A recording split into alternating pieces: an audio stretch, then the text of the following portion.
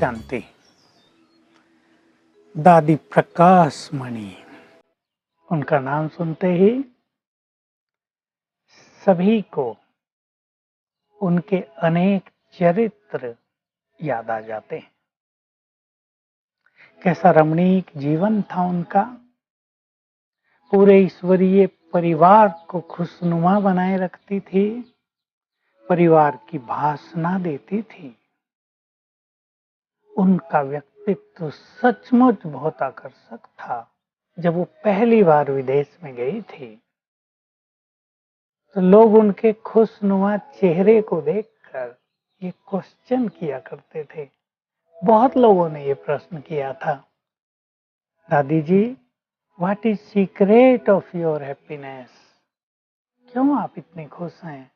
सचमुच भगवान को तो लोग सभी प्यार करते हैं, याद करते हैं, मंदिर बने हुए हैं, लेकिन इस संसार में कुछ ऐसी भी महान आत्माएं हैं जिन्हें भगवान याद करता है, जिनके जीवन का श्रृंगार वो स्वयं करता है, जिनके जीवन में सद्गुणों की और प्योरिटी की खुशबू वो स्वयं भरता है। भगवान ने आकर, रुद्र ने आकर ये रुद्र गीता ज्ञान यज्ञ रचा ब्रह्मा के द्वारा। ब्रह्मा बाबा व्यक्त हुए अपनी गहन तपस्या के बाद और 21 जनवरी 1969 को दादी जी को इस महान यज्ञ की चीफ बना दिया गया। बाबा ने उनमें अनेक शक्तियां और काबिलियत भर दी थी।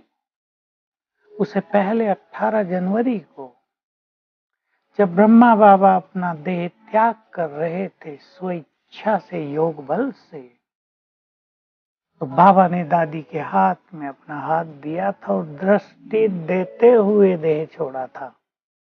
अपनी शक्तियां दादी को ट्रांसफर कर दी थी। मैं भी तब से उनके साथ हूं जब से वे चीफ बनी। मैंने ईश्वरीय शक्तियों से संपन्न उनको पाया।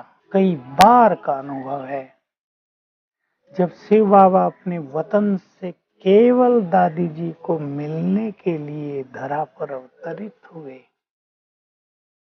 और बाबा कहते थे, बच्चे आपके प्यार का रिटर्न देने के लिए आज आए हैं। वो एक ऐसी महान आत्मा थी जिस पर भगवान की नजर रहती थी।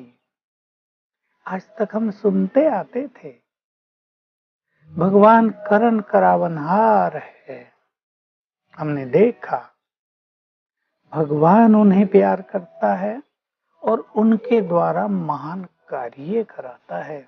इतने बड़े यज्ञ का संचालन है ना, सारे विश्व में कितने सेंटर्स फैले हुए, कितनी बहनें भाई अपने जीवन को समर्पित कर चुके हैं। केवल वो एडमिनिस्ट्रेटिव हेड नहीं, एक परिवार की चीफ थी। सभी के जीवन को उन्हें संभालना होता था। अब आप देख लीजिए, इतनी बहनें, 12-14 हजार उनके समय में, कोई हाईली एजुकेटेड तो कोई बिल्कुल भी ना पढ़ी लिखी, किसी में कोई योग्यता, किसी में कोई खूबी है तो किसी में कोई कमजोरी है। उन सबको राह दिखाना, उन सबको संभालना, उन सबकी सुनना, उन्हें समाधान देना, ये कोई छोटा काम नहीं था। एक बाप, एक माँ अपने छोटे से परिवार को संभालने में भी कितने तनाव में रहते हैं, परेशानियों में रहते हैं। हमारा भी एक विशाल परिवार, कोई बीमार हो गया है, किसी को कोई तकलीफ हो रही है, किसी को किसी के साथ तकलीफ हो रही है, सबको चलाना, मिलाना, सिखाना, ये बहुत बड़ी दादी जी में कला थी। निमित्त भाव में सदा ही रहती थी। करण करावनहार शिव बाबा है, वही करा रहा है। बिल्कुल दादी अपने लिए मैं शब्द भी नहीं बोलती थी, बाबा करा रहा है दादी के द्वारा। निमित्त भाव, और जहाँ निमित्त भाव होता है वहां तनाव नहीं रहता।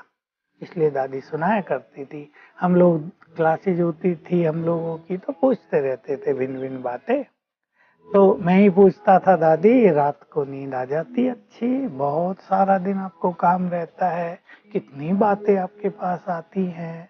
कहा, मुझे बाबा का वरदान है। बस तकिए पर सिर रखा और पता नहीं कब सो गई। कोई चिंतन नहीं रहता। सवेरे 4 बजे तुरंत आंख खुली, फ्रेश। तो ये करण करावन हार करा रहा था, वो करा रहा है अपने मैंपन का त्याग कर देना, अपनी बुद्धि को, अपने जीवन को डिवाइन बना देना। इसका ज्वलंत साक्षात उदाहरण दादी प्रकाश मणि थी। स्पिरिचुअल शक्तियों से भरपूर, प्योरिटी से संपन्न, इसलिए उनके चेहरे पर दिव्यता रहती थी। ये बात महामंडलेश्वरों ने अनेक बार अपने उद्बोधन में कही कि दादी जी से जो पवित्र वाइब्रेशंस हमें मिलते हैं, वो संसार में अन्यत्र कहीं नहीं मिल सकते। वो खुद कहते थे, हम लोग सन्यासी हैं, सब कुछ छोड़ दिया है, फिर भी हमारे पास ये वाइब्रेशंस नहीं है। प्योरिटी की देवी थी, जैसे प्रतिमूर्ति थी, जैसे संपूर्ण पवित्रता उनमें जीवंत हो उठी थी। दादी जी की बहुत बड़ी खूबियां, सबको सुख देने की भावना, सबको संतुष्ट करने की श्रेष्ठ इच्छा, बहुत उदारता, खिलाने पिलाने में, पालना करने में कोई कमी नहीं। बाबा ने भी ये सिखा दिया था, जितना उदार चित्त होगे उतना ही ज्यादा आएगा। इसका प्रैक्टिकल स्वरूप उनके अंदर देखा जाता था। तो हर एक को संतुष्ट करती थी। हम लोग की क्लास होती थी, दादी कहती थी, मुझे चिंता रहती है सब भाई बहनों की, इतना बड़ा यहाँ हमारा परिवार है, किसी को किसी चीज की तकलीफ होती होगी। कई लोग दादी के पास आते नहीं हैं लज्जा से, तो कहती थी सबको एक एक पर्ची दो और जिसको जो चाहिए इस पर लिख दो। और कहती थी जो भी देने वाले हैं 3 दिन में सबको सब कुछ मिल जाना चाहिए। बहुत ध्यान रखती थी। बीमार कोई होता था, उसके कमरे में पहुंच जाती थी, खुद केयर करती थी। जो उसके साथी हैं उनको कहती थी कुछ भी चाहिए दादी के पास आ जाना। जब भी हम थोड़ा सा भी खाली होते थे, कहती थी चलो पहाड़ियों में पिकनिक करके आए। हम लोग फुटबॉल बहुत खेला करते थे, मैदान ढूंढ लेते थे, दादी जी के साथ जाते थे, सब बहनें और सब भाई। हालांकि यज्ञ में गाड़ियां भी इतनी ज्यादा नहीं थी, पर दादी ऐसा अच्छा इंतजाम कर देती थी। दादी जी सबके साथ खेलती थी, बिल्कुल साथ में ही खाती थी। किसी को ये फीलिंग नहीं होने देती थी कि मैं इतनी बड़ी संस्था की कोई चीफ हूँ और आप सब संस्था में सेवा करने वाले हो। सबके जीवन को वैल्यू देती थी। और एक बहुत बड़ी चीज मैं कहना चाहूंगा, दादी जी में एक बहुत बड़ी क्वालिटी थी, दूसरों की योग्यताओं को यूज करना, उनकी योग्यताओं को बढ़ावा देना। मेरे साथ भी ये बहुत हुआ, औरों के साथ भी हुआ। तो ऐसी महान आत्मा दादी प्रकाश मणि, जो आज भी सूक्ष्म रूप से हमारे मध्य हैं, जिन्होंने 25 अगस्त 2007 को इस नश्वर देह का त्याग किया था, परंतु आज भी उनकी सूक्ष्म पालना हमें अनुभव होती है और उनके लिए हम बहुत स्नेह और सम्मान भरे श्रद्धा सुमन अर्पित करते हैं। ओम